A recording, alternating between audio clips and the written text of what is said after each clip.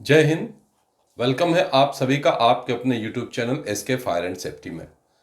दोस्तों, आज जिस टॉपिक पे हम चर्चा करेंगे वो टॉपिक है हैजकैम। हैजकैम मीन्स हजार्डस केमिकल्स।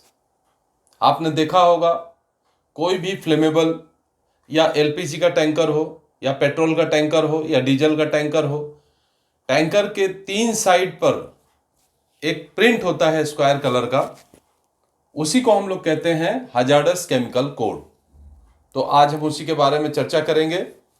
तो हजार्डस केमिकल कोड के बारे में जानने से पहले हमें यह जानना जरूरी है कि ईआईपी क्या होता है, यानी कि इमरजेंसी इंफॉर्मेशन पैनल। ठीक है, emergency information panel. Hazardous chemical को हम लोग इमरजेंसी कोड भी बोलते हैं। ठीक है, तो इसी प्रकार ईआईपी का मतलब होता है इमरजेंसी इंफॉर्मेशन पैनल, जिसमें कि आपको कोड का पूरा ब्यौरा रहता है, जैसा कि आप ये स्क्रीन पे देख सकते हैं। तो इस प्रकार का एक प्रिंट रहेगा टैंकरों पे, चाहे वो एलपीजी का टैंकर हो, डीजल पेट्रोल का टैंकर हो या किसी भी खतरनाक केमिकल का हो, हाइड्रोक्लोरिक एसिड, है ना, जो भी है। तो हम लोग बात करेंगे कि ये ईआईपी क्यों जरूरी है किसी भी गाड़ी में। तो देखिए,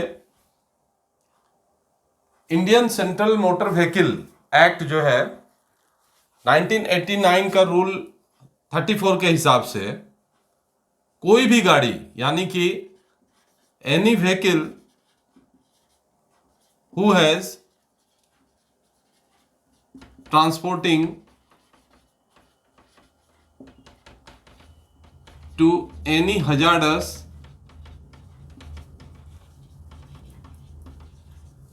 chemical or hazardous substance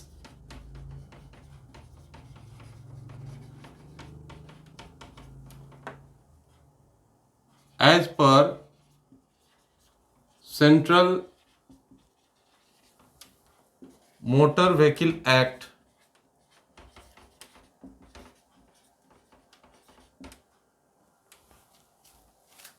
1989 rule 34, है ना, rule 34, it is mandatory to display EIP on vehicles। ठीक है, इस EIP को दिखाना जरूरी है। किधर से? तीनों साइड से, यानी कि left, right and back side, 3 side से दिखाना जरूरी है। मतलब आप लोग समझ गए कि अगर हम लोग किसी भी गाड़ी में, टैंकर में या व्हीकल में अगर हम लोग हजार्डस केमिकल या हजार्डस सब्सटेंस का ट्रांसपोर्टिंग करते हैं, तो एज पर central motor vehicle act 1989 rule 34 ये मैंडेटरी होगा कि हम ईआईपी को डिस्प्ले करें। ठीक है, अब समझ गए आप ईआईपी क्या है। तो इसी ईआईपी पे हजार्डस केमिकल कोड रहता है। जैसे कि पेट्रोल है, पेट्रोल का हो जाएगा 3YE। ठीक है, एलपीजी है 2E। तो इस प्रकार से हैजकैम कोड्स रहते हैं। ठीक है, आप स्क्रीन पे देखिए, इस प्रकार का रहता है हैजकैम कोड। तो अब हम लोग इस पे चर्चा करेंगे कि ये जो कोड है 3YE या 2WE, तो इसी कोड को हम लोग देख के एक फायर फाइटर पता कर सकता है कि हमें इसमें क्या खतरा है, इससे कैसे बचना है, इसको एक्सटिंग्विशिंग करने के लिए, यानी कि इसमें अगर कोई आग लगी है बुझाने के लिए हमें क्या यूज करना है एज एक्सटिंग्विशर, या हमें इस केमिकल से दूर रहना है, या इस केमिकल को पानी के द्वारा बहा देना है, या इस केमिकल को नहीं बहाना है। ठीक है, इसमें क्या सावधानियां बरतनी है, ये इसी कोड के अनुसार हम लोग पता कर पाएंगे। ठीक है, तो देखिए, सबसे पहले यहाँ पे आपको दिखाई दे रहा होगा ये नंबर है, यानी कि नंबर 3 2 भी है। कोड जो है जैसे कि पेट्रोल है YE, तो यहाँ पे आपको दिखाई दे रहा होगा कि ये 3 जो है ये एक नंबर है, नंबर के बाद एक अल्फ़ाबेट है, उसके बाद एक और अल्फ़ाबेट है। तो देखिए ये नंबर जो है ये 1 2 3 4 4 प्रकार का हो सकता है, 1 2 3 4। अगर जहाँ पे 1 होगा इस पे हम लोग वाटर जेट का अप्लाई कर सकते हैं, वाटर जेट। नंबर 2 अगर है तो इस पे हम लोग क्या कर सकते हैं, वाटर फॉग का अप्लाई कर सकते हैं। अगर नंबर 3 है तो क्या कर सकते हैं, इस पे फोम का अप्लाई कर सकते हैं। और नंबर 4 है तो क्या कर सकते हैं, इस पे ड्राई एजेंट्स का अप्लाई कर सकते हैं, यानी कि इस पे कोई भी वाटर सोर्स नहीं देना है, ठीक है, वाटर नॉट एप्लीकेबल। क्लियर? ठीक है, तो ये चीज आप जान गए। अब जो ये वाई है तो ये आप जैसे स्क्रीन पे देख पा रहे होंगे, तो स्क्रीन पे देखिए, है ना। तो इसको हम लोग जो है ये देख के हम लोग क्लियर कर सकते हैं कि each HCAM code contains at least one of the letters PRSTWXYZ। तो इस लेटर का पर्पज ये होता है कि कोई भी फायर फाइटर या कोई भी व्यक्ति इसको देखकर हमें क्या सेफ्टी प्रिकॉशन लेना है और क्या हमको पीपी यूज करना है ना, इसका जो केमिकल है इसका वोलेटिलिटी कितना है और इसका डिस्पोजल प्रोसीजर्स क्या है, इसके बारे में देखिए सब चीज़ यहाँ पता चल जाएगा। जैसे कि लेटर है PRSTWXYZ, तो इसमें P जो होता है वायलेंस है, यानी कि ये रिएक्शन कर सकता है, हाईली रिएक्टिव हो सकता है, ठीक है। S में भी यस है, यानी कि ये भी वायलेंस है।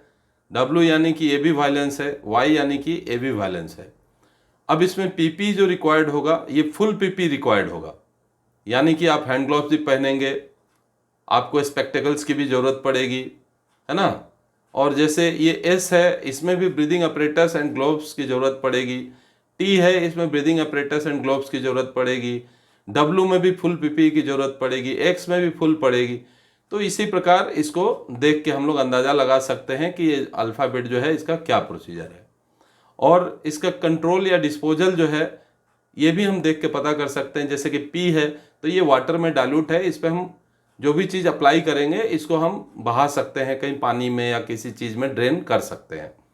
इसी प्रकार RST तक हम लोग कर सकते हैं। W से क्या होता है कि इस प्रकार के जो केमिकल होते हैं इनको हम लोग पानी में नहीं बहा सकते, कहीं भी हम लोग ड्रेन नहीं कर सकते, ठीक है। तो इस प्रकार के जो WXYZ इस प्रकार के जो केमिकल हैं इनको हम लोग बहुत सावधानी से लेके चलना है। जैसे कि LPG है तो LPG में W होता है, तो इसे हम लोग, इसका कोड W होता है, तो इसे हम लोग बहा नहीं सकते, ठीक है। इसको हम लोग कहीं भी किसी भी ड्रेन नहीं कर सकते, कहीं भी हम लोग बहा नहीं सकते हैं।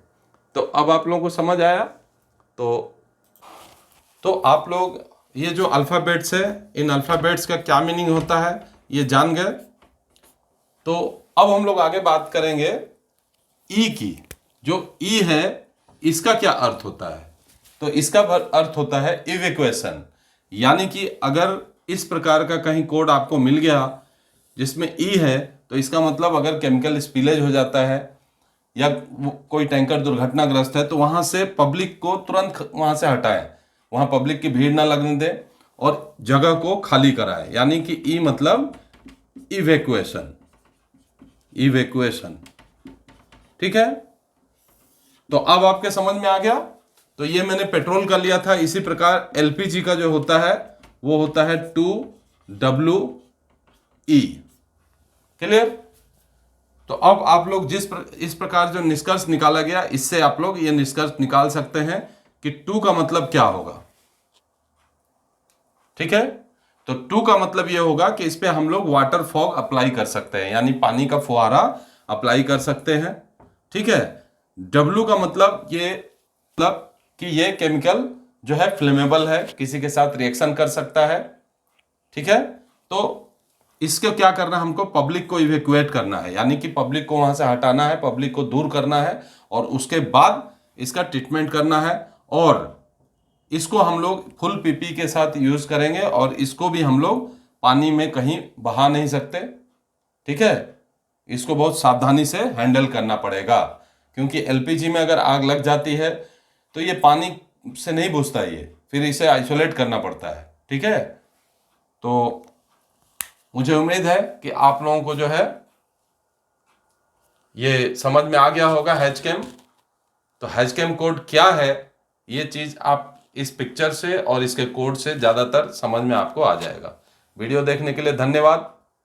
अगले वीडियो के लिए बने रहें मेरे साथ और चैनल को लाइक शेयर सब्सक्राइब जरूर करें और बेल आइकन बटन दबाना ना भूलें। Thank you.